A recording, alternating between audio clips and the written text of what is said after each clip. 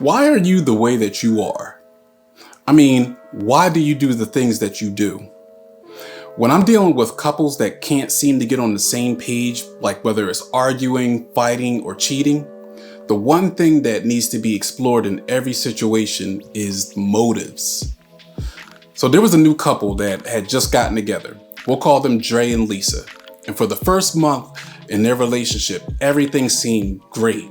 They were really getting to know each other, and on its face, it really seemed like they were making efforts to understand each other and what made the other person tick.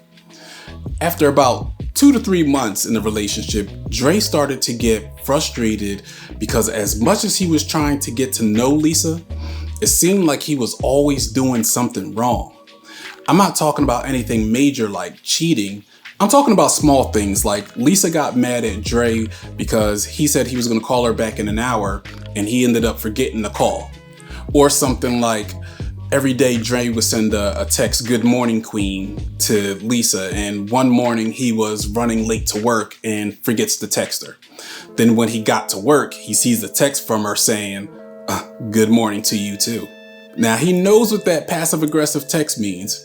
It means he's got to deal with her giving him one word answers for the rest of the day, and her attitude won't improve until he's apologized at least 10 times throughout the day. Believe it or not, a lot of relationships end up falling apart because of these small frustrations or disagreements that add up over time and quickly wear out the other person in the relationship. And now that person is walking on eggshells inside the relationship because they're paranoid that they're going to say something wrong or do something that's wrong, and that'll cause an unnecessary argument and it'll just end up ruining the whole day. A lot of times when I have these couples come into my office, one of the couples always believes that if the other person just fixes this one issue about themselves, that everything will be fine. That if they're just a little bit more considerate, or if they just do little things that show them that they appreciate me, then our relationship will be perfect. Meanwhile, the person on the other end has no compassion left inside of them because they spent so much time trying to be thoughtful, trying to be understanding and accommodating.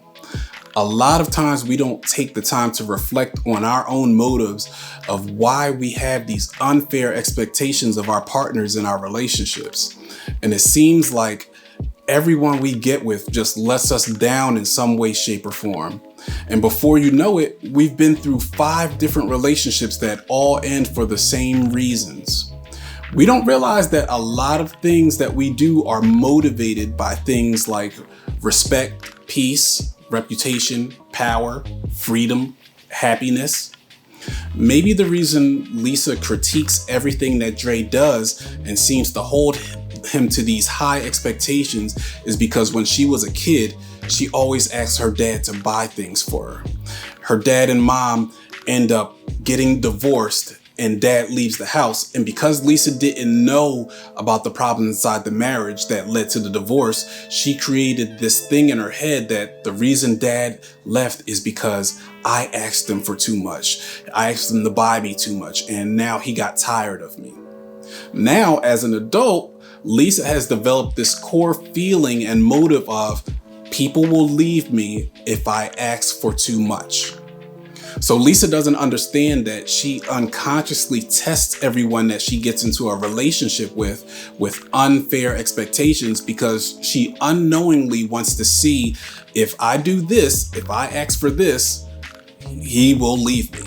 And every time he proves her wrong and doesn't leave, that just means I have to test him again because, again, if I ask for too much, people will leave me. I encourage you to reflect on your life. Examine your core feelings and examine your hidden motives to find out, why do I do the things that I do? Like and subscribe, and I'll see you in the next video.